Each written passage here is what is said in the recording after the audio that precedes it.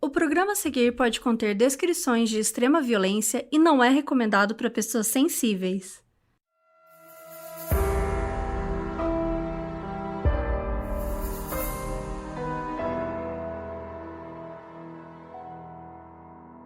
Em 1986, John Rutten chegou em casa e teve uma surpresa horrível. A sua esposa estava morta no chão da sala. Esse caso levou mais de 23 anos para ser resolvido. Eu sou a Carol Moreira. E eu sou a Mabê.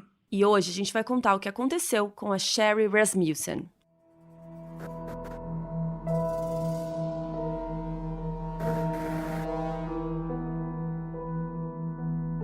Sherry Rasmussen nasceu em fevereiro de 1957 em Washington. Só que logo quando ela era pequenininha, ela e as duas irmãs, a Connie, a mais velha, e a Teresa, a mais nova, mudaram com os pais Nels e Loretta para Tucson, no Arizona. A família Rasmussen era super unida, eles faziam tudo juntos, era aquela família perfeita, aquela coisa do comercial de manteiga que a gente sempre fala. E as três meninas cresceram muito próximas e muito felizes, eram super amiguinhas e tal. A família era financeiramente estável, ali mais perto de uma classe média alta, o Nels era dentista, e a Loretta era secretária dele. A Sherry era muito bonita, muito alta, ela tinha olhos azuis e um cabelo na altura do ombro, meio ondulado e castanho claro. E ela chamava atenção na escola, mesmo que ela não quisesse, assim, porque além dela ser bonita, dela ser atlética, ela também era muito inteligente. E ela é tão perfeita que ela terminou o ensino médio com 16 anos e já começou a faculdade, porque ela era bem esforçada, tal, ela gostava muito de estudar, então, né, já emendou. E ela resolveu seguir os passos da irmã, a Connie, e fazer faculdade de enfermagem na Califórnia. Era uma faculdade chamada La Sierra. Lembrando, gente, ela tinha 16 anos, já estava assim, brilhando. O tempo passou e ela se formou em junho de 77, junto com a Connie, e em 78 ela aplicou para um mestrado na Universidade de Los Angeles, a UCLA, e foi lá onde ela também começou a trabalhar no hospital da universidade. Ou seja, com 21 anos, ela já estava fazendo mestrado e trabalhando na universidade para ajudar a pagar os estudos. E em março de 80, com 23, ela terminou esse mestrado e recebeu o certificado de enfermeira com especialização cardiovascular. Para comemorar toda essa jornada da Sherry e como um jeito de presentear ela por todo esse esforço que ela tinha feito desde a escola, né, finalizando esses estudos e tudo mais, o Nels, o pai dela, comprou uma casa num condomínio fechado em San Fernando Valley, em Los Angeles, para ela. E lá ela morava com um gatinho branco chamado Bozo e com uma amiga que ela tinha conhecido na faculdade, a Jane. E mesmo que a casa fosse um presente do pai, a Sherry ajudava ele a pagar a hipoteca da casa todo mês, porque ela queria muito ser independente. E ela tinha como ajudar a pagar pela casa, porque assim que ela saiu do mestrado, ela foi contratada pelo Centro Médico Adventista de Glendale, que era um hospital em Los Angeles, e ela foi contratada, gente, como nada mais, nada menos do que a diretora da ala de enfermagem. E ela também dava umas aulas para os residentes de lá, tanto de enfermagem quanto de medicina. Então ela era realmente muito foda, assim. E como que uma pessoa assim vai ter vida social, né, gente? Vai ter um namoradinho. E a real é que ela não tinha mesmo. Ela tava ali só trabalhando. Só que era uma opção dela, porque ela era muito ambiciosa, ela amava o que ela fazia. Então ela tava assim, sabe, super focada em ser uma enfermeira foda e ajudar o máximo de pessoas possível. Beleza, tranquilo, quem nunca? Só que, gente, ela tinha amigas, né? E as amigas levavam e arrastavam pro rolezinho, pra uma festinha, pra barzinho, enfim, coisas de amigas. E aí foi numa dessas festas com uma amiga da Sherry, chamada Anita, que em maio de 84 ela conheceu um cara chamado John Rutten. O John era o perfeito galã de Los Angeles. Ele nasceu em Oregon, em setembro de 58, cresceu em San Diego, mas se mudou para Los Angeles e se formou lá na UCLA também, só que em engenharia de computação. Apesar do John ser super alto, atlético, bronzeado, ter um sorriso lindo, cabelo castanho curtinho e ser super simpático, ele não era muito pegador, ele era zero mulherengo, ele não tinha muito jeito pra paquera, né, como dizia na minha época. Óbvio que ele ficava com uma garota aqui e outra ali, mas tinha uma menina em especial que ele sempre tava meio que pegando. Essa menina se chamava Stephanie Lazarus, e eles se conheceram na universidade porque o dormitório deles ficava no mesmo andar, no 10º, e eles se viam o tempo todo. Inclusive, todas essas pessoas que moravam naquele andar acabaram formando um grande grupão de amigos, faziam várias coisas juntos. Se tivesse WhatsApp naquela época, com certeza eles iam ter um grupo no WhatsApp, sabe? Aquela galerinha. O John e a Stephanie, então, começaram uma amizade deles meio de forma platônica, tal, né? Tipo, como amigos. Mas depois ficou claro, né, que eles estavam ali dando aquelas pegadinhas, né? Tinha uma faíscazinha ali, né, gente? Tava acontecendo alguma coisinha. E nenhum dos dois fazia muita questão de esconder, nem pros amigos, nem pra própria família. Porque a Stephanie também era muito amiga dos pais e dos irmãos do John. Especialmente do irmão Tom e da mãe dele, que era a Margaret. E os dois ficaram várias vezes, transaram várias vezes, só que eles nunca tiveram um namoro oficializado. E era uma amizade colorida, assim, nenhum dos dois conversava com o outro sobre isso, falava, não tinha a famosa comunicação. Eu amo que não comunica, não explica nada Não e explica vai indo. nada, vai indo, cada um pensa o que quer, depois chega num dia, Haja terapia. um surta com o outro. Mas enfim, era como se estivesse tudo bem, porque ninguém falava nada, tamo aí. E tava meio que tudo bem, né? Até que o John foi na festa de um amigo dele, que era o noivo da Anitta. Nesse momento, as nossas histórias se cruzam, né? A gente tá aí voltando naquela festa. E aí, o que acontece? Os dois se conhecem, né? O John e a Cherry. E os amigos do John e da Cherry falaram que, assim, foi amor à primeira vista. Que ele achou ela linda, super elegante, simpática. E que, assim, foi tão intenso que alguma coisa fez ele até lá falar com ela. Lembra que ele era meio ruim, meio fraco no chaveco, mas naquele dia ele foi lá, ele falou assim, não, eu vou abraçar, eu vou atrás dessa mulher. E ele foi lá falar com ela, e de boas, e eles ficaram conversando o tempo todo, se deram super bem. E aí no final da festa, o John pediu pro amigo dele o telefone da Cherry. Gente, você foi lá, chamou a mulher, ficou conversando com ela, por que não pegou o telefone dela, sabe? Mas tudo bem, vamos relevar. Ele pediu pro amigo dele, beleza, passou. Aí ele ligou pra ela pra continuar, né, essa coisinha aí, pra eles continuarem saindo juntos. Só que a gente comentou aqui que a Cherry não era muito de sair, né, gente? Ela não era, assim, uma pessoa com a vida social lá muito louca. Então, ela chamou ele pra jantar na casa dela. E ela pediu pra amiga dela, a Jane, fazer estrogonofe de carne pra eles. Só que ela falou pro John que ela que tinha feito. Falsa. Quem nunca, né? Na verdade, eu acho que eu nunca fiz isso. Você já fez alguma coisa assim? Eu fiz. Eu preciso contar. Gente, eu preciso contar uma história. É muito rapidinho. O que você não fez, no caso, né? O que você não cozinhou? Então, eu ia comemorar. Eu não consigo lembrar o que era, assim. Mas eu estava comemorando alguma coisa. Que eu tão marcante. Ah, que a minha memória é péssima, né? Mas eu fui comemorar alguma coisa. Era uma data especial. E... eu queria fazer uma coisa fofa. Gente, isso é super recente. Isso faz, assim, uns 4 anos. Tipo, não é super recente, mas é recente, vai. E aí eu queria comemorar, queria fazer uma coisa especial e tal. E aí eu tava namorando. E eu falei, olha, eu vou fazer um risoto pra gente. Chamei pra jantar na minha casa.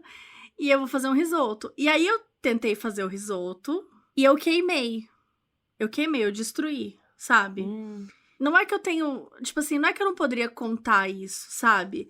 Só que eu não queria... Tipo assim, eu falei que eu queria fazer o risoto e eu queria trazer o risoto. Eu queria que o risoto estivesse ali. Queria entregar o job. Então, queria entregar o job. E aí eu liguei, tipo, pra um restaurante e pedi um risoto foda. E pensei assim, bom, o risoto vai chegar, vou colocar no prato e tal. Eu sujei uma panela pra mentir que eu que tinha feito o risoto. Tipo, eu armei toda a cena. Assim, eu pensei na cena do crime. Porque eu precisava provar, entendeu? Que era eu que tinha feito. Como que você tem um risoto pronto e uma panela que não tá pronta? Ó, o cachorro. Até o cachorro foi contra. Não. Mas por que você não podia falar, cara, queimei e pedi? Não, eu super podia falar, mas não foi o que aconteceu. Na hora, eu achei que a melhor coisa a fazer era mentir pra quem eu amava. E aí, eu comprei esse risoto, chegou o risoto, só que eu não contava que ele chegou na hora junto com do o risoto. Então, ele veio e trouxe o risoto na mão. E ele adora jogar isso na minha cara até hoje, Liz. É aquela vez que você ia fazer o risoto pra gente. Mas aí, quando ele chegou com o risoto, você continuou fingindo? Tipo, o que você falou? Você falou, pedi. Daí você voltou a mentir atrás. Eu não queria... Não, eu ainda não tava preparada pra assumir, sabe? Eu falei, não, é que, tipo, putz, eu fiz tanto e tal, que eu queria ter, assim, só pra caso a gente quisesse comer mais. Aí ele virou e falou assim, assume que você não fez o risoto. E aí ele, né, queria entrar na cozinha. Eu falei, não vai entrar na cozinha, não sei o quê. E aí, por fim, eu assumi. Tá, eu assumi, assim, fui humilhada, né? Virei motivo de chacota, mas a gente comeu risoto, tomou um vinho, foi tudo. Mas, gente, eu fui a golpista do risoto nesse dia. E super poderia ter sido sincera, juro. Assim, não tinha por que não ter sido. O chat está surtando, porque esse episódio, a gente não falou ainda, esse episódio está sendo gravado ao vivo com os nossos catarsers aqui, e tá todo mundo surtado aqui no chat. Então, se você quiser participar dos chats das nossas gravações e ouvir os latidos do cachorro, que nem tá rolando agora, a confusão que é essa gravação, entre em Catarse, não dá nem pra ouvir. Mikkel, catarse.me/modus operandi e participe para fazer parte do nosso Catarse aí e ouvir as histórias. Quero o Doc inventando uma B agora na minha mesa. Gente, os comentários são maravilhosos. E é muito bom, porque a gente vai interagindo com vocês também, então vale a pena. Mas bora pra história. E então ela, né, deu esse golpe da comida. Só que assim, gente, ela não tinha tempo pra cozinhar. Sim, eu tô passando pano. Então, assim, ela deve ter ficado desesperada, sabe? E a amiga foi ajudá-la. Então, acho que tava tudo bem, sabe? Dessa mentira. É uma mentirinha tranquila, uma mentirinha simples, básica, só pra dar, né, aquele agradinho pro boy. Enfim, o fato é que deu certo. Os dois se gostavam e ele adorou a comida e tal. E eles começaram a namorar mais sério. E em maio de 85, mais ou menos um ano depois deles se conhecerem, eles ficaram noivos. Então, gente, a mentira às vezes traz o bem. Eu acho que é isso que a gente pode aprender. Mentira, gente. Mentira. Apenas não. Você tá passando muito pano pra Sherry, mas beleza. É, né? Tipo, não, mas vai. Acho que tudo bem. Bom, mas o que aconteceu? Eles ficaram noivos e tem aquela coisa toda tradicional, né? De ter um anel de noivado. Só que, ao invés de comprar um anel de noivado pra Cherry, eles decidiram comprar um carro pra ela. Porque era uma coisa mais prática e que ela ia de fato usar e aproveitar. Eu achei isso tão legal.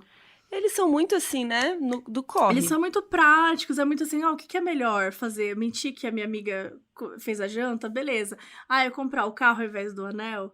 Eu achei bem legal, na verdade, assim. Achei que foi, sei lá, não teve essa preocupação, assim, de, nossa, é uma tradição e tal.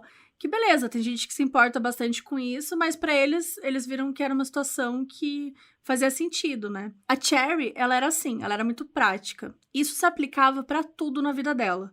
E não é que ela era pão dura, ela só sabia onde que ela queria gastar o dinheiro dela. Então, ela não se importava muito com o anel de diamante. E aí os dois também queriam economizar pro casamento e tal, que tava chegando. E daí o John se mudou pra casa da Cherry lá do condomínio fechado. Já que não fazia muito sentido, né? Os dois continuarem pagando aluguel, já que em uns meses eles iam casar. Era maio e o casamento estava marcado para novembro daquele ano. E aí, então, o cara foi morar lá, mas a Jane morava com a Sherry ainda, né? Então, tipo, ficou os três ali. Então, a Sherry falou pra Jane, olha, fica o tempo que você precisar, não precisa, tipo, vazar correndo.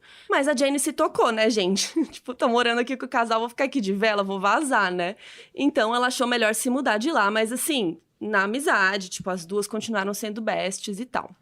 Os pais da Sherry não amavam, assim, o John, mas viam que eles eram super felizes, que ele amava muito ela. E a Sherry falou pros pais, cara, o John é o cara, este homem bronzeado, gato, é o homem da minha vida. Então o Nels e a Loretta abençoaram a união deles, e assim o John se mudou pra casa da Sherry e o pai transferiu a casa pro nome dos dois. Eu achei muito cedo pra fazer isso, né? Não precisa, podia estar no nome dela e pronto. O que ele tem a ver com isso?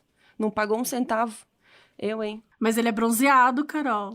Ele tem um tanquinho. E nos meses que se seguiram até o casamento, parecia que estava tudo bem, mas tinha uma pequena questão aí. Porque enquanto toda essa história de amor estava acontecendo, tinha uma pessoa que vocês lembram, que não estava muito feliz com esse noivado aí, não. E essa pessoa era a Stephanie, a antiga crush do John.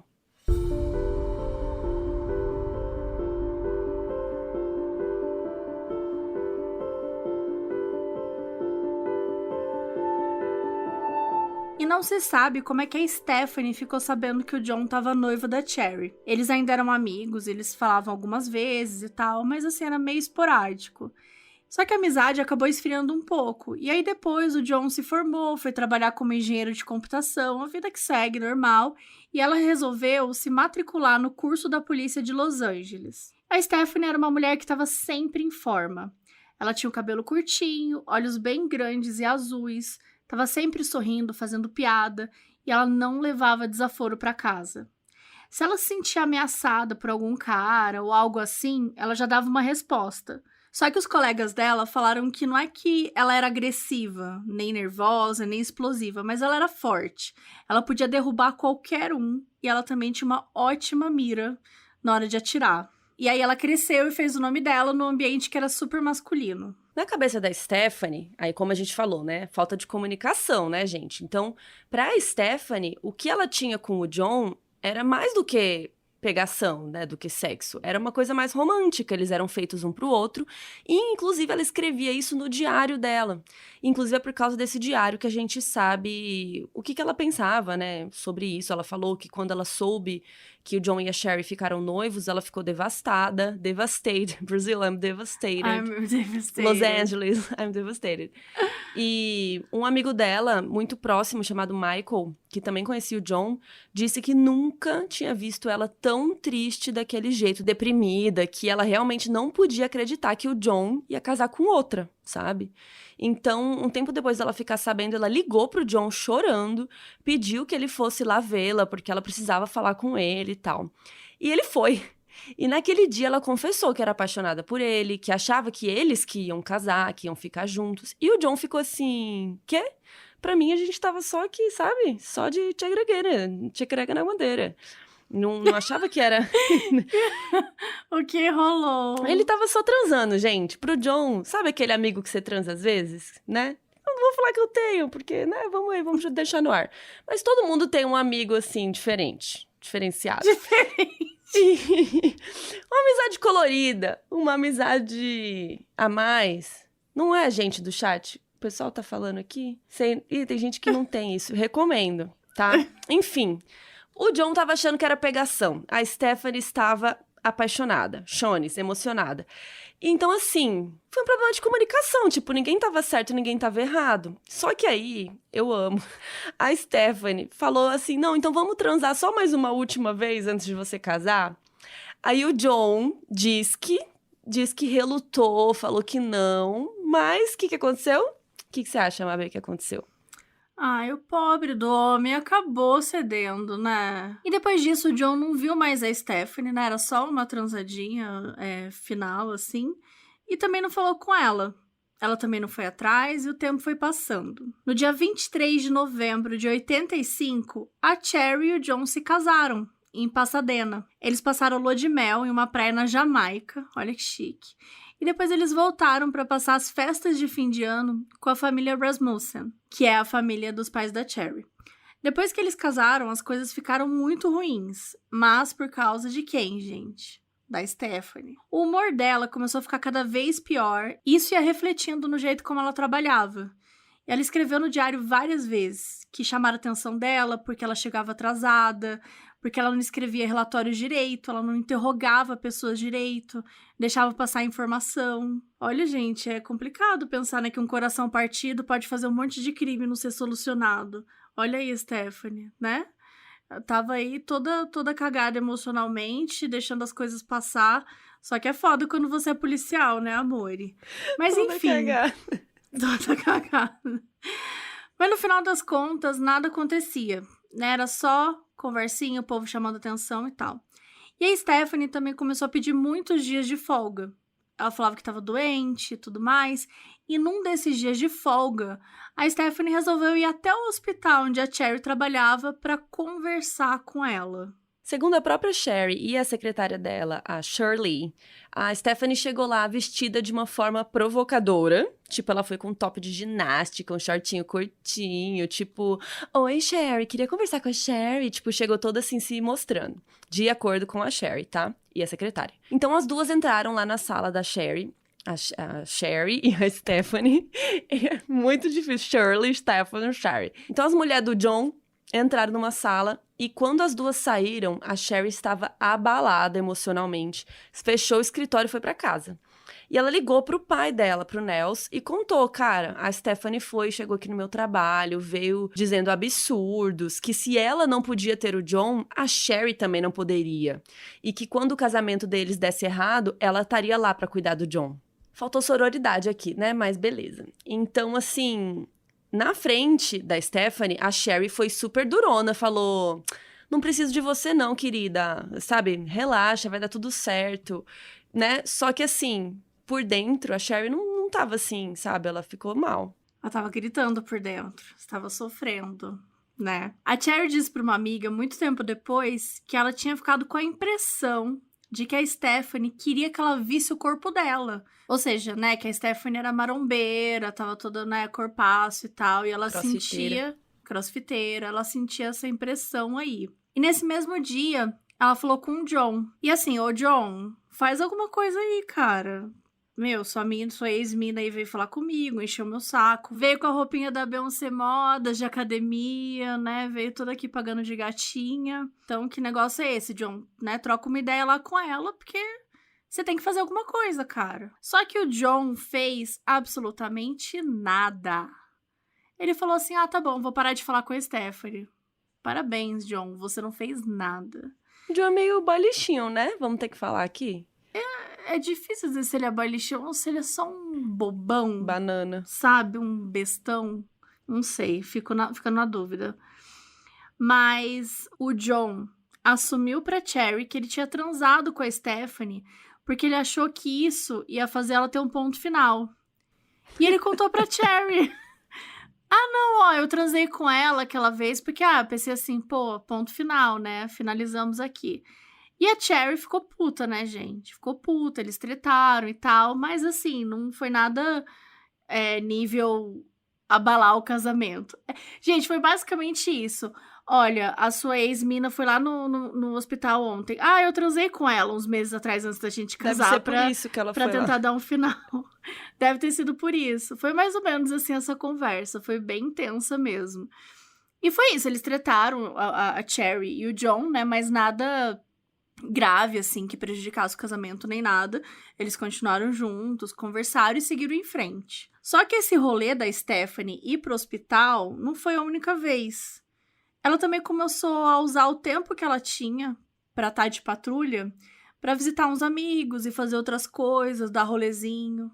E aí, nesses meses que antecederam o casamento, a Cherry sentia que ela estava sendo seguida. Que sempre que ela olhava pra algum lugar assim, alguma pessoa saía. Isso assim, gente, no mercado, na lojinha, na academia, em todo lugar. E uma dessas vezes ela até chegou a dar uma olhada na pessoa assim e ela disse pro pai: pai, parece uma pessoa que tá disfarçada de homem. Tipo, não era um homem, mas tava meio estranho. Gente, o que é uma pessoa disfarçada de homem? Pra mim, eu fiquei imaginando uma pessoa de capuz, máscara, óculos escuros, com uma placa de papelão escrito homem. Homem. Aqui tem um homem. Sabe aquele óculos que você põe e já vem com um nariz e um bigode e uma sobrancelha? Sabe, eu pensei já nisso, assim, tipo, disfarce, estou disfarçada. Quem será que era, gente? O que vocês acham? Quem será? Enfim, uma outra vez, olha isso, a Sherry tava em casa de boa, sozinha, né, na casa dela, se arrumando pra trabalhar, e a Stephanie brotou no meio da sala, como se a casa fosse dela, tipo, ou como se ela estivesse esperando o John, sei lá. Tipo, imagina você tá na sua casa e aparece, tipo, um fantasma. A ex do seu boy aparece no meio da sala. E assim... só isso já não era estranho, tipo, isso é estranho, mas isso é mais estranho porque eles moravam num condomínio, lembra? Num condomínio fechado, super chique, com portaria, com cartão de acesso, com, sabe, enfim, barreiras. Como que essa mulher entrou lá? Uma teoria é que ela conseguiu porque ela era da polícia, né? Ela tava com uniforme de policial, então, sei lá, ela chegou com uma... Como que fala? Deu uma carteirada. Falou assim, eu sou policial, eu tenho que entrar aqui, né? Enfim, mas isso é uma teoria, fazer uma patrulha, assim. Né? Inventar que tá fazendo uma patrulha. Vou fazer uma patrulha na casa da Sherry. Enfim, né? A gente não sabe muito bem como isso aconteceu. Além de tudo isso, gente, além dessa aparição aí do nada, a Cherry recebeu ligações fantasmas. Sabe? Aquelas ligações, tipo, que não aparece, não dá pra saber de onde vem. E isso sempre rolava em horas aleatórias e foi durante semanas. Quando ela atendia, ninguém falava nada. Mas no fundo ela sabia que era a Stephanie ligando. E ela continuava reclamando pro John. Lá, John, ela ligou de novo. Faz alguma coisa. E o John seguia fazendo nada. Um dia perto do Natal, a Stephanie foi lá de novo. Só que dessa vez, gente, assim, Sério, ela foi pedir... Não, sério. Ela foi até o condomínio pedir pro John passar cera nos patins dela porque ela não tava conseguindo. Gente, quão difícil é passar uma cera numa rodinha.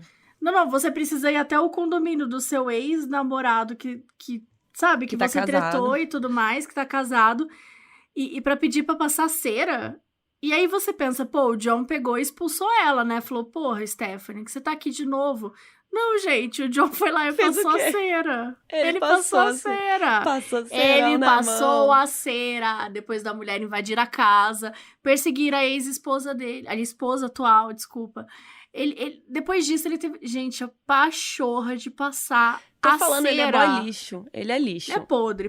John é podre. E existe essa possibilidade que o John fazia tudo que a Stephanie pedia porque ele tinha medo dela. Medo de contrariar, de acontecer alguma coisa. Então ele ia lidando com ela daquele jeito que era meio que não lidar e fazer o que ela queria. Tem umas pessoas que não querem criar confusão e aí elas acham que se fingir que nada tá acontecendo, nada vai acontecer. Mas, gente, não dá pra ser assim, infelizmente. Tem gente que não gosta de lidar com conflito, né? Exato. De ter que ter essa conversa. Eu tive um relacionamento que a pessoa não gostava de lidar com conflito. E um dia eu falei, olha, eu também não gosto, mas isso tá acontecendo, né? Vou fazer mas eu também já tinha tirado a Stephanie na vassourada se ela tivesse invadido a minha casa. Mas, enfim, né? Essa sou eu. Mas, aparentemente, gente... O John, né, ter passado a cera não resolveu o problema. Olha só, a Stephanie não superou. E em fevereiro de 86, tudo mudou.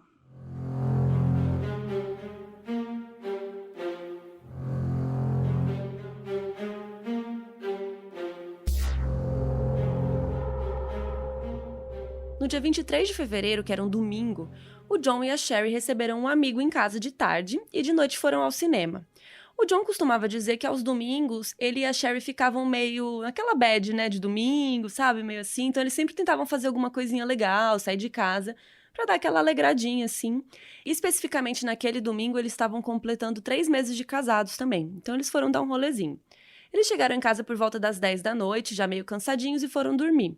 E uma coisa que é importante dizer é que os dois quase não usavam a porta da frente. Eles quase sempre saíam pela porta da garagem. Então, nem o John e nem a Sherry sabiam dizer se a porta da frente estava trancada ou não, porque, teoricamente, eles trancaram e deixavam quieto, sabe? Eles só saíam pela garagem mesmo. E, assim, eles moravam num condomínio fechado também, sabe? Então, não acho que era uma grande preocupação deles ficar olhando se a porta realmente estava trancada, sabe? Aquela coisa. A não ser que a ex do seu marido estivesse invadindo a sua perseguindo. casa. Aí sim, era uma preocupação. Você tá preocupado com a porta da sua casa. Só nesse caso, entendeu? Se não tem ninguém perseguindo, se não tem ninguém ligando, perturbando, tá tudo tranquilo. Mas nesse caso especificamente, eu já discordo um pouquinho. Mas o ponto é que eles saíram pela porta da garagem, eles voltaram pela porta da garagem e foram dormir. E aí, no dia 24 de fevereiro, que era uma segunda-feira, os dois acordaram no mesmo horário de sempre, que era antes das 7 da manhã. Naquele dia, a Sherry tinha uma aula pra dar, só que ela não estava se sentindo muito bem. Ela falou que estava com uma dor de estômago e tal. E o John ficou meio preocupado, mas tranquilo, né? A Sherry era enfermeira, se tem uma pessoa que sabia se cuidar ali naquela casa, era ela. Então, ele só certificou, você vai ficar bem sozinha, tá tranquilo? Ela falou que sim.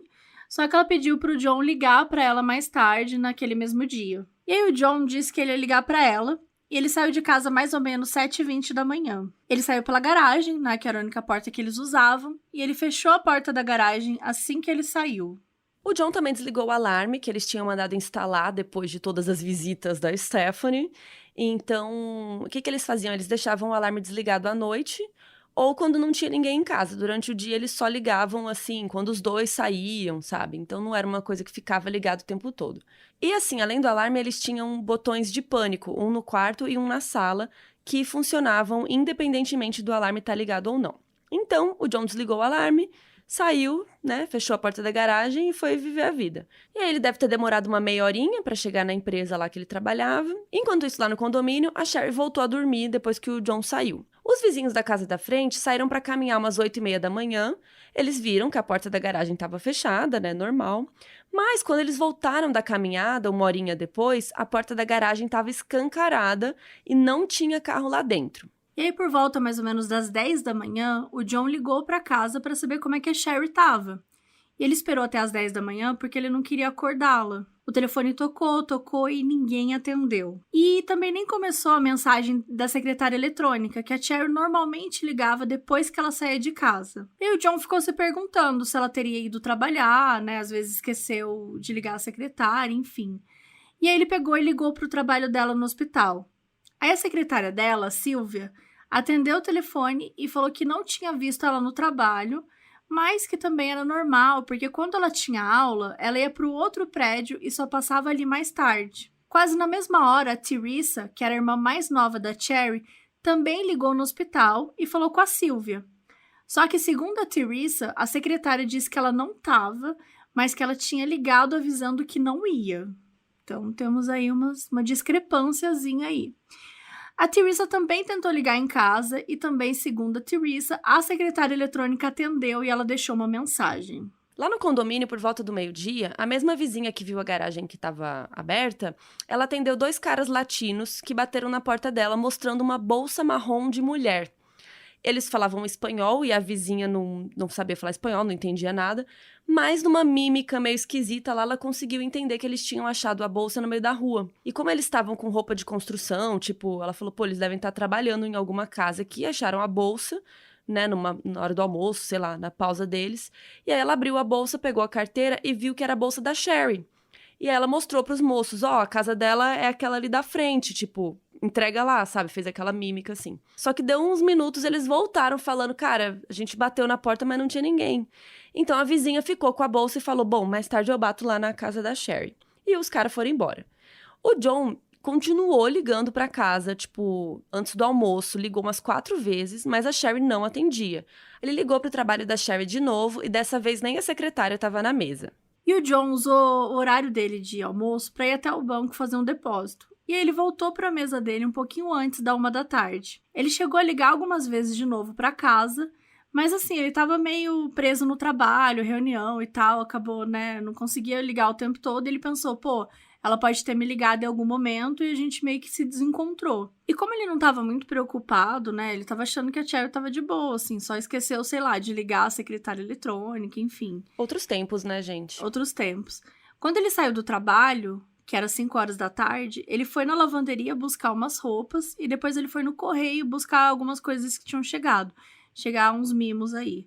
E tudo isso demorou cerca de 1 hora e pouco. Então ele chegou em casa às 6:30 da tarde. Só que o que o John encontrou em casa era algo que ele jamais esperava.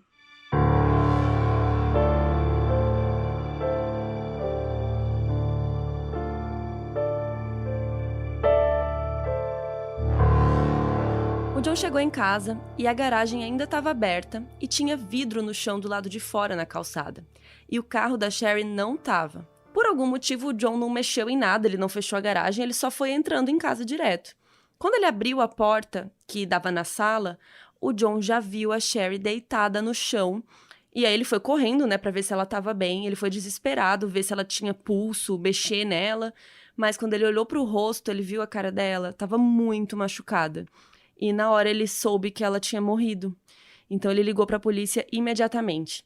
A atendente disse pra ele não sair de casa, pra ele ficar lá quietinho, e ele obedeceu.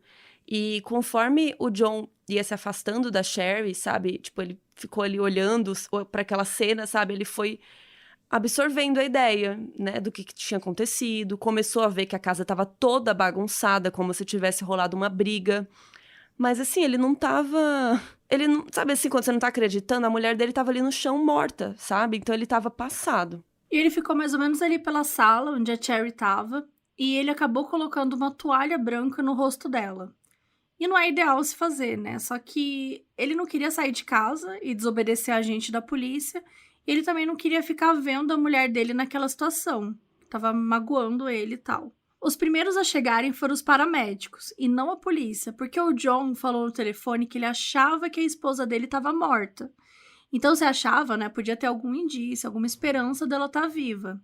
Mas, no fundo, o John sabia que não tinha jeito. E, quando os paramédicos chegaram, eles mesmos chamaram a polícia, os médicos legistas e os especialistas forenses. Às 7h48 da noite, chegou o primeiro detetive, um cara chamado Steve Hooks, que ele acabou não ficando tanto tempo assim no caso.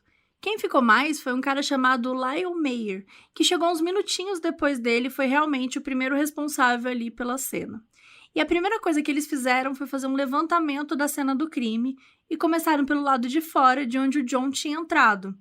A porta da garagem ainda estava aberta e só o carro do John estava ali dentro, e os vidros quebrados ainda estavam ali do lado de fora. O detetive Hooks foi o que mais fez a anotação de tudo, assim, tudo mesmo. Então, a gente tem uma noção bem clara de como estava a casa quando a polícia chegou e tal. Apesar das portas terem muitas trancas, os detetives perceberam que não tinha nenhum indício de entrada forçada, ou seja, ou a porta estava aberta ou a Sherry abriu para a pessoa entrar. O detetive Mayer foi falar com o John para perguntar se a porta estava trancada, o que, né, como é que era e tal. E o John contou que eles receberam um amigo, depois eles foram no cinema e ele não lembrava muito bem se a porta estava trancada porque ele não usava muito aquela porta, né?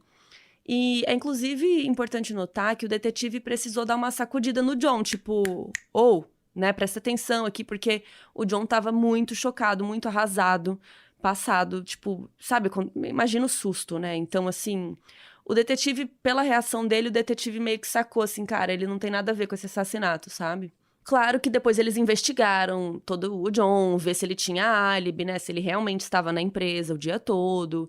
E conseguiram descartar ele como suspeito depois. Mas, assim, de cara, o detetive Mayer olhou pra ele e falou, não, ele realmente não foi ele, sabe? E as anotações do detetive Hooks falaram que tinham 2 pedaços de fios que poderiam ter sido usados para amarrar a Cherry, uma cordinha branca e um fio de telefone, e os 2 tinham sangue. Só que, gente, não é só ali que tinha sangue em todo lugar mesmo, nas paredes, no telefone, nos móveis, na porta, no carpete. Onde tivesse uma superfície, ia ter pelo menos uma gota de sangue. Era bem cena de Dexter mesmo, sabe? Da série Dexter. Tem muito, muito, muito sangue, então é até chocante, assim, de chegar e ver. Na base da escada que dava para os outros cômodos, tinham 2 aparelhos eletrônicos jogados.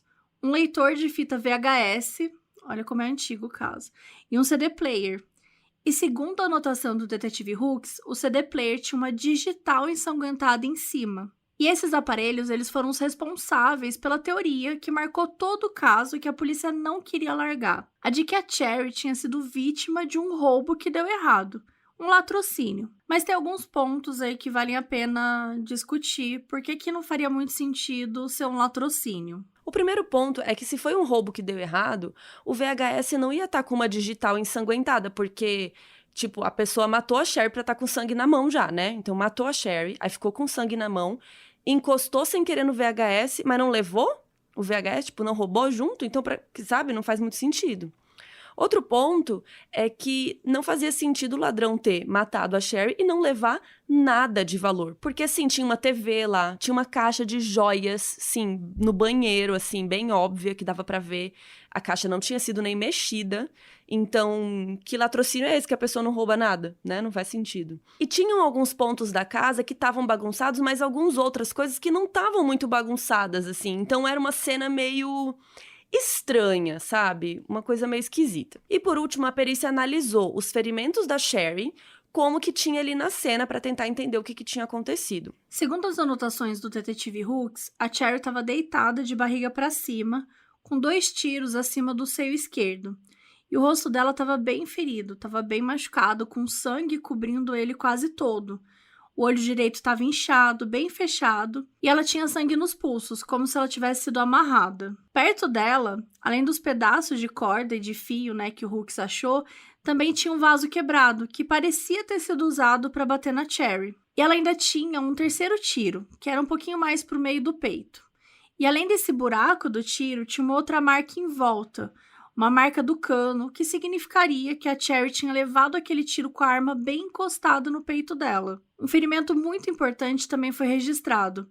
Ela tinha uma marca de mordida na parte de dentro do braço esquerdo. E aí o médico legista raspou, né, para ter uma amostra de saliva, porque era bem provável que aquela saliva que estava ali não era da Cherry. Uma outra coisa interessante é que não tem um consenso se a mordida foi feita antes da Sherry morrer ou depois. O legista também colheu amostras na Sherry para determinar se ela tinha sido violentada. E mais tarde o legista registrou que ele não encontrou indícios de que ela tivesse sido abusada de qualquer forma. E olha que louco, gente, para vocês terem uma noção de como ela apanhou. O legista achou que o machucado do rosto era um tiro. O rosto dela estava tão destruído que ele achou que era um tiro. Mas não, gente. Depois da análise, ele viu que realmente foram pancadas feitas com o vaso. Com exceção de 2 tiros no vidro do balcão do quarto, e que dava para fora, assim, isso explicava o vidro no chão lá perto da garagem. Fora isso, o resto da casa estava absolutamente intacto, nenhum lugar tinha sido remexido. As únicas coisas que o suposto ladrão levou foram o carro da Sherry, que não estava mais na garagem, e a certidão de casamento do John e da Sherry.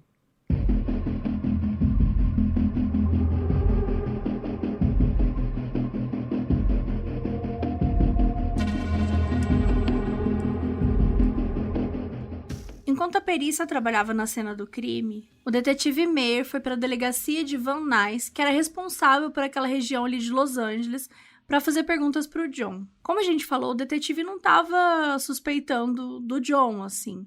Então ele desde o início estava sendo bem compreensível com o John, o que ajudou bastante, porque ele estava muito transtornado. Ele estava tão transtornado que o Meyer tinha que chamar a atenção dele toda hora para ele responder. Essa primeira entrevista com o John começou às 9 da noite daquele mesmo dia.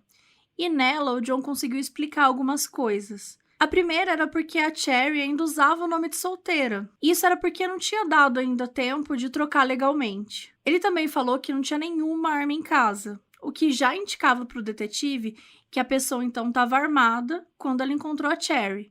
E ele também comentou sobre o alarme, explicou que era sempre desligado quando eles estavam em casa durante o dia.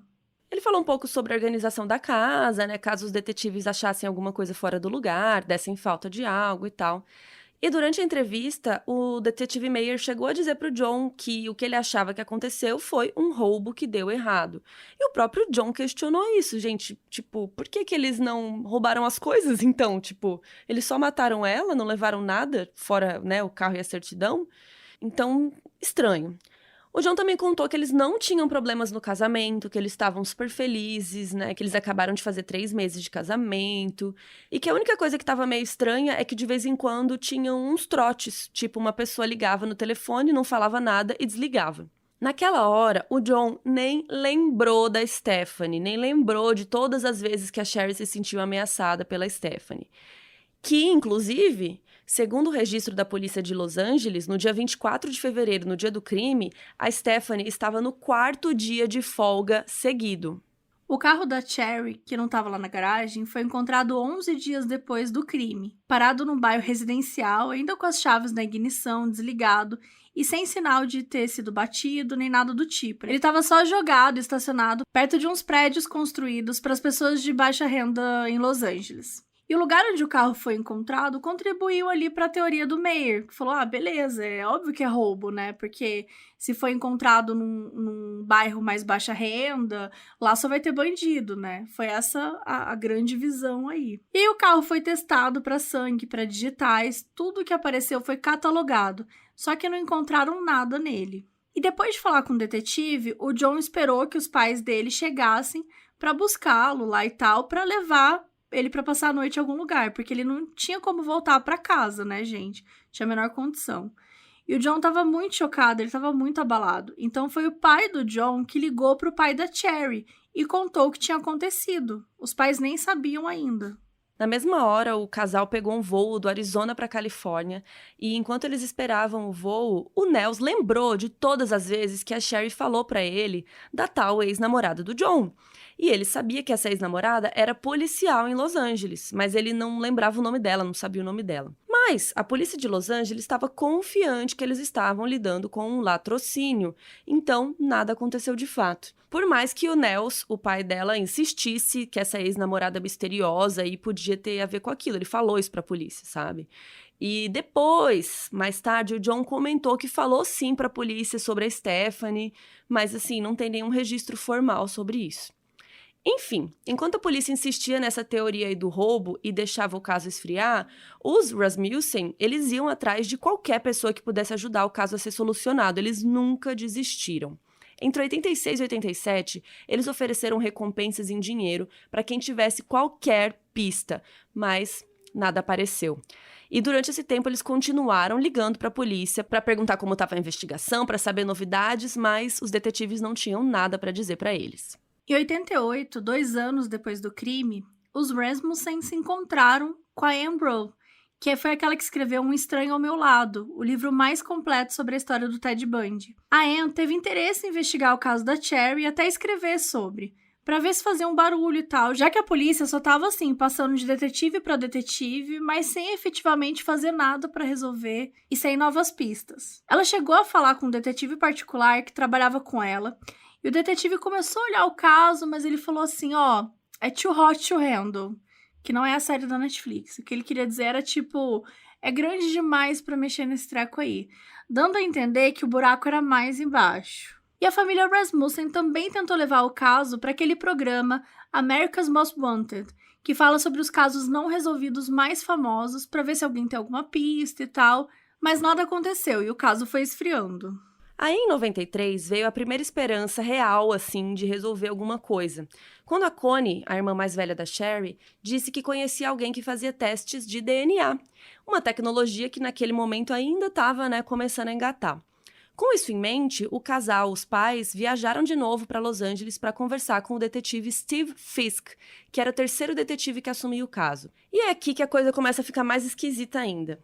Primeiro que o detetive Fisk disse que ele não podia fazer DNA nas amostras retiradas da cena do crime porque era caro. E quando o Nels, o pai, se ofereceu para pagar, o Fisk recusou.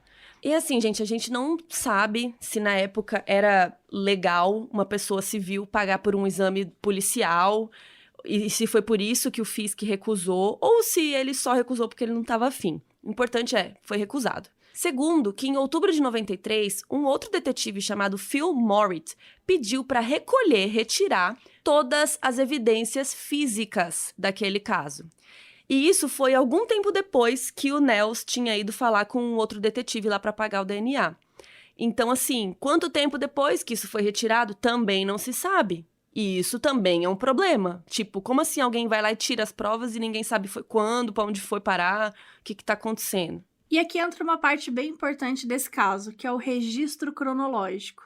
O crono é o documento mais importante que existe, especialmente em casos de homicídios como o da Cherry, que eles estavam demorando muito tempo para serem resolvidos, porque ele é um documento onde os detetives encarregados vão registrando minuto a minuto, à mão, os passos da investigação. Então isso ajuda quando passa para outro detetive e tal, quando ele vai pegar o caso um tempo depois, mas ele também ajuda a complementar os registros do legista para construir uma cadeia de custódia, ou seja, o que foi recolhido na cena do crime, com quem que estava, para que foi usado e quem foi que lidou com aquela evidência. O crono também registra qualquer mudança no caso, seja qual for a data e qual o espaço de tempo.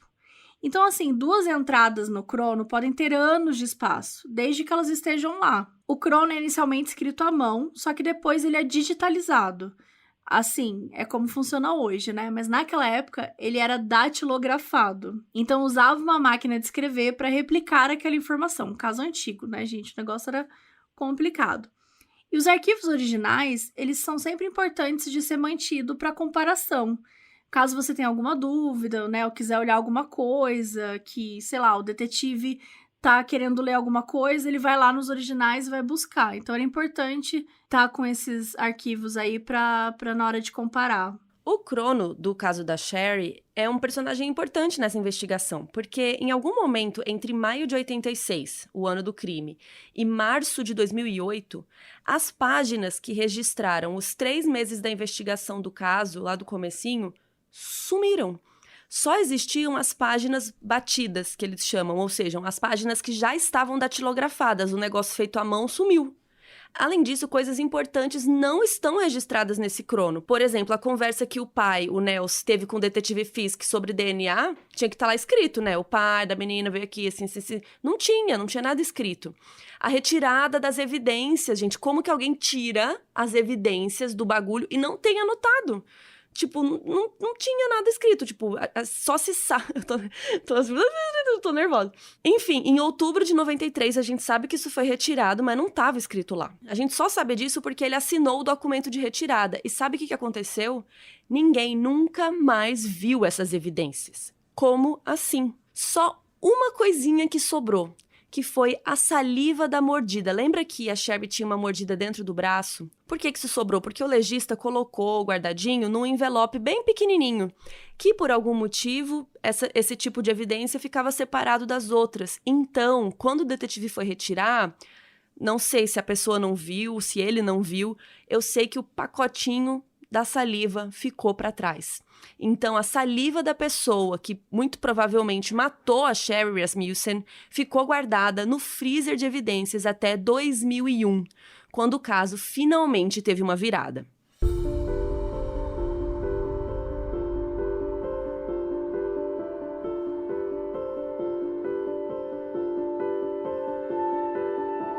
Em 2001, a polícia de Los Angeles criou uma divisão dedicada a investigar apenas casos que ainda não tinham sido solucionados e que tivessem evidências com DNA, já que a tecnologia estava avançando super rápido.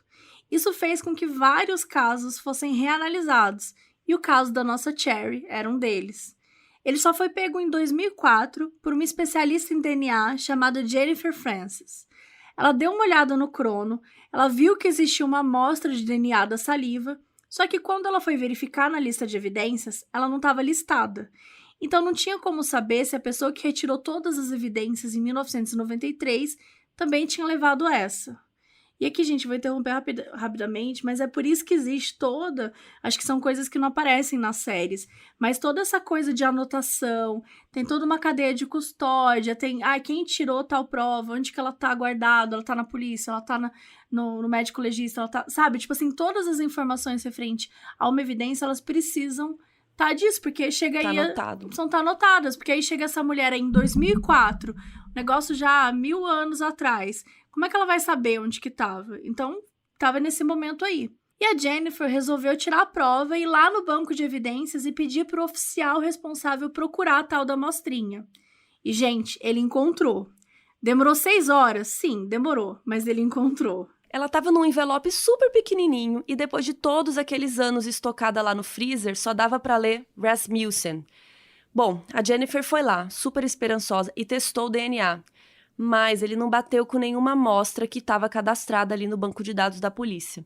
E ela ficou super decepcionada, porque ela achou que ia ser um break, uma coisa assim no caso. Mas o trabalho não foi em vão, porque a Jennifer conseguiu pelo menos descobrir que a pessoa que matou a Sherry... Vocês estão sentados? O pessoal do chat aqui do Catarse está sentado? A pessoa que matou a Sherry era uma mulher. Isso dava para saber pelo DNA. Então, ela conversou com o detetive responsável pelo caso na época, o Cliff Shepard, sobre a possibilidade de não ter sido um roubo que deu errado, e sim, alguma ex-namorada. E o detetive respondeu o quê? Isso mesmo, que os ladrões, então, eram mulheres, ou que era um casal de ladrões, uma mulher e um cara. Gente, juro, enfim. A Jennifer não tinha o que fazer, ela não tinha autoridade para continuar a investigação, então o caso ficou por isso mesmo mais um tempo.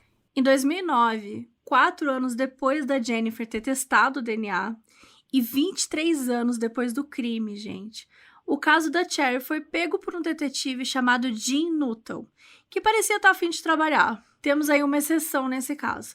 O Jim reuniu uma equipe de detetives para ajudar ele a trabalhar nesse caso, e todos eles viram as fotos e leram o crono milhões de vezes. Até que um dia, quando o Jim estava examinando as fotos da cena do crime, ele encontrou uma foto do CD player que tinha aquela digital ensanguentada. E aí o Jim falou, beleza, vamos investigar isso aqui, né? Porque ele estava agora trabalhando com essa teoria aí, de que tinha essa digital depois da morte, ou seja, não era um roubo. Foi alguém que entrou lá, matou ela e dedou esse lugar depois aí e nem percebeu, né? Porque ele não levou nem nada. Bom, graças a Jennifer, o Jim sabia que essa pessoa era uma mulher. Pelo menos a pessoa que mordeu o braço dela. Então, ele e a equipe começaram a olhar para o tal do crono, o papel lá, e para as anotações, procurando mulheres. E tinham 4 mulheres na vida da Sherry que tinham acesso à casa. A mãe dela, a Loretta, as 2 irmãs, a Connie e a Teresa, e a antiga amiga da Sherry que morava com ela, né, antes do John ir pra lá e tal, a Jane. Então, assim, todas essas 4 mulheres tinham sido descartadas como suspeitas na investigação por conta de álibis. Então, nenhuma delas poderia estar lá na hora do crime, elas estavam em outros locais. Mas ainda tinha uma mulher que apareceu na investigação numa pequena notinha. Alguém consegue adivinhar quem era essa mulher? Em 87, o detetive Meyer registrou lá no Chrono que o John tinha ligado para confirmar que ele chegou a ter uma relação com uma policial chamada Stephanie Lazarus, mas que a oficial tinha sido checada, seja lá o que isso quer dizer. Só que o Jim, né, a primeira pessoa aqui que não é trouxa desses policiais, depois a Jennifer também, né, mas enfim, o Jim falou, ele era paulista, tá? Ele falou, certeza que essa mulher aí, a gente precisa testar essa mulher aí, esse negócio tá esquisito. É a única mulher que tem conexão com a Sherry que a gente não testou. Só que tinha um problema. Naquele momento, a Stephanie já estava com 49 anos de idade e ela era uma das policiais mais respeitadas da polícia de Los Angeles.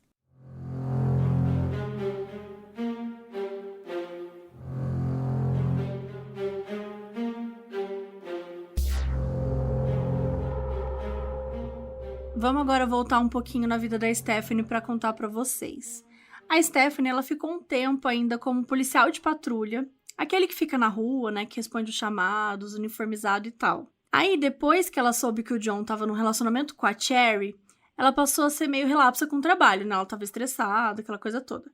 Só que, coincidentemente, depois que a Cherry morreu, e nos meses que se seguiram, a vida profissional da Stephanie, assim, tava nos eixos, gente. Ela mergulhou no trabalho, tava brilhando. Isso fez com que ela recebesse várias cartas de recomendação. E ela foi se tornando uma policial mais confiável e mais comprometida com o trabalho. E ela, inclusive, passou a dar aulas e até treinar outros policiais sobre como lidar com o problema de drogas em Los Angeles. E foi numa dessas aulas, em 92, que ela conheceu o futuro marido dela, que era um outro policial chamado Scott Young. Ele tinha 27 anos e na época ela tinha 31. A Stephanie foi mudando, foi crescendo ali dentro da polícia, passou pelo RH, foi pro Internal Affairs, que é de investigações ali dentro da polícia. E em 2009, no ano que o Jim começou a suspeitar dela, ela tinha uma carreira já de mais de 20 anos ali na polícia, ela conhecia geral e ela estava trabalhando na divisão que investigava roubos de obra de arte em Los Angeles. Esses roubos de arte chamam muita atenção na mídia, né? Então, ela sempre estava aí nas reportagens, dando entrevista, tirando foto, dando palestra em museu e tal. E assim, o Jim, então, estava um pouco apreensivo de investigar essa mulher, porque, vai que não era nada, e ele tá aqui queimando o filme de uma policial super influente, sabe? O que poderia acontecer com ele também, sabe? Então, ele estava um pouco, assim, apreensivo. Mas ele resolveu seguir com a investigação mesmo assim. Valeu, Jim. E junto com os detetives que ele mais confiava e que não iam, né, acabar falando mais, nem vazar nenhuma informação, que eles estavam ali investigando uma pessoa importante na polícia. Eles, inclusive, mal falavam sobre isso no prédio, porque ela trabalhava no prédio, né? Então, quando eles falavam sobre o caso, eles usavam, tipo, um código. Eles chamavam ela de número 5. O Jim ligou pro John para confirmar que a Stephanie, que estava no Chrono, era a mesma Stephanie que ele tinha namorado. Só para ter certeza mesmo.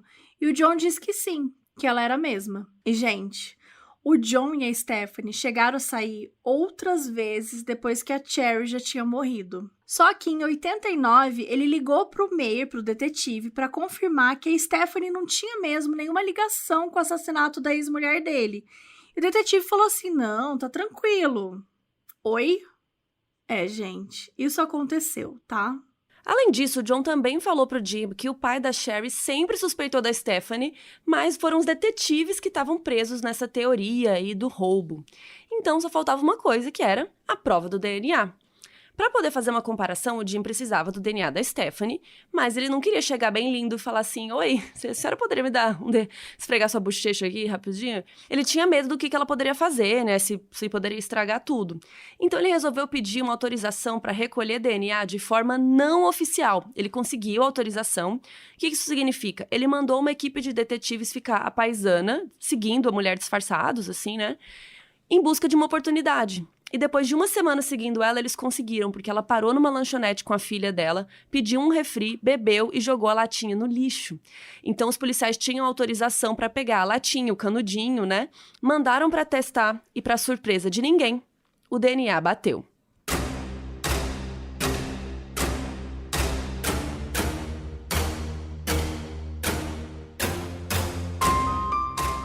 Bom, gente, DNA bateu, agora tá fácil, né? A Eugene e os detetives lá do caso elaboraram um plano simples para pegar a Stephanie. O prédio onde eles trabalhavam lá em Los Angeles era ligado numa mini prisão no subsolo, que abrigava presos por um curto espaço de tempo.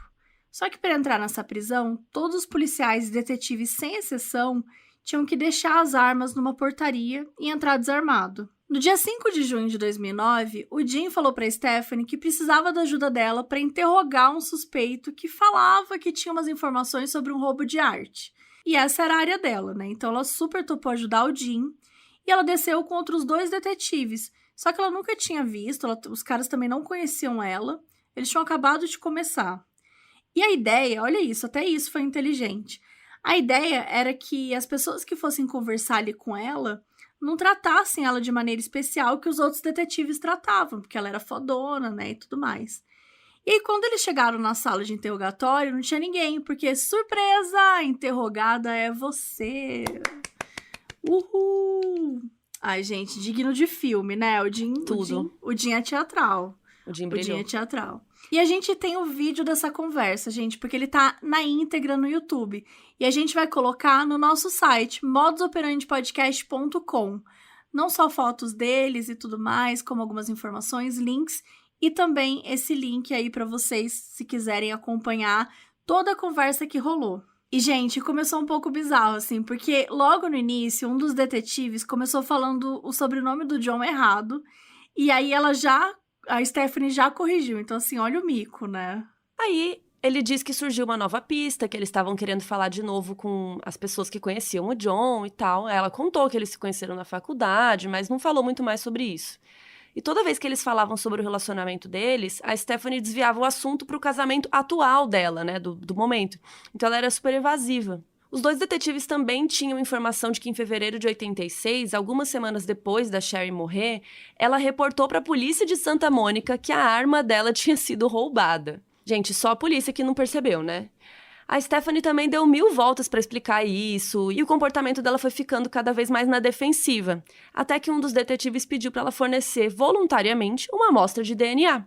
Claro que ele tava só, né, o golpe, porque eles já tinham. E aí, Brasil, ela ficou furiosa, ela se recusou a continuar na sala sendo interrogada e disse que ia chamar um advogado. O que, sim, ela poderia fazer, mas, como os detetives já tinham evidências suficientes, ela foi presa naquele momento. E, gente, a notícia espalhou, né? Porque, imagina, uma policial sendo presa por um motivo que foi, né? Por um crime que aconteceu 23 anos atrás. Então, rapidinho, as pessoas já estavam sabendo que uma policial tinha sido presa pelo caso da Sherry.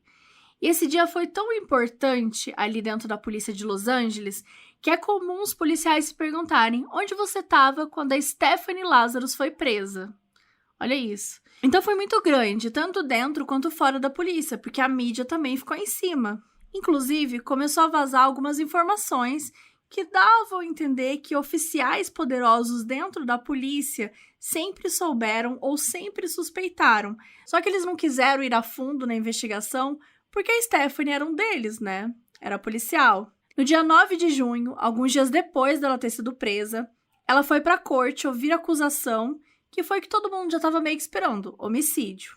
O julgamento da Stephanie começou em fevereiro de 2012 e terminou 5 semanas depois, em março, com a condenação da Stephanie em uma sentença de 27 anos de prisão com possibilidade de condicional em 2025.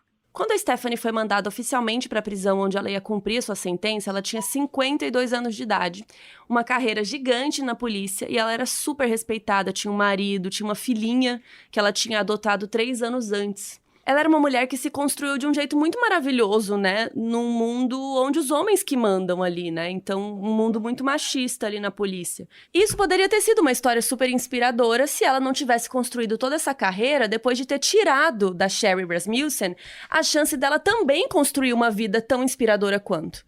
Depois que a Stephanie matou a Sherry, ela ficou 3 anos sem ver o John, e depois que eles voltaram a se ver, em 89, eles voltaram a ficar, tal. E o amor não tava mais lá, cada um seguiu com a sua vida. E em 92, os dois já tinham encontrado pessoas diferentes com quem iam casar e construir uma família. Não que se ela tivesse casado com o John, tivesse tido filhos, não que isso teria deixado menos pior. Com certeza não. Mas uma mulher incrível de 29 anos morreu por causa de um capricho da Stephanie. E depois de tudo isso, ainda tem a polícia de Los Angeles, que sempre negou que tivesse tido qualquer tipo de acobertamento ou de algum tipo de acordo silencioso pra ninguém falar nada ou ir atrás da Stephanie. Mas levando em consideração todas as coisas que nós relatamos aqui, todas as coisas que estavam faltando no crono, sumiço de evidências, recusa em usar o DNA, fica difícil defender. O pai da Sherry passou anos falando que a Stephanie era uma suspeita. E o próprio John, quando ele foi questionado pela polícia em 2009, depois que a Stephanie foi presa, ele alegou que antes daquela nota de 87, ele tinha falado para o detetive Meyer que eles tinham que investigar o policial. Durante todo esse tempo, ela nunca admitiu o crime, mesmo depois de condenada. Então, o que realmente aconteceu naquele dia e o que raios estava se passando na cabeça da Stephanie, a gente nunca vai saber.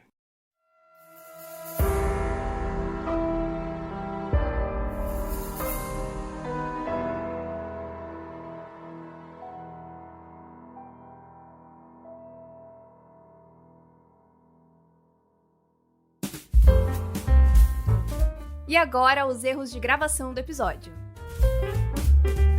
E esses aparelhos, eles foram os O Fisk recusou. Gente, chega. Para de andar. Para de andar, do nada ela xingando os É que fica, né? Tá viva? Você. Ah, sou eu? Gente, eu tô muito assim. Amável parada. Travou a tela. Nossa. A travada sou eu.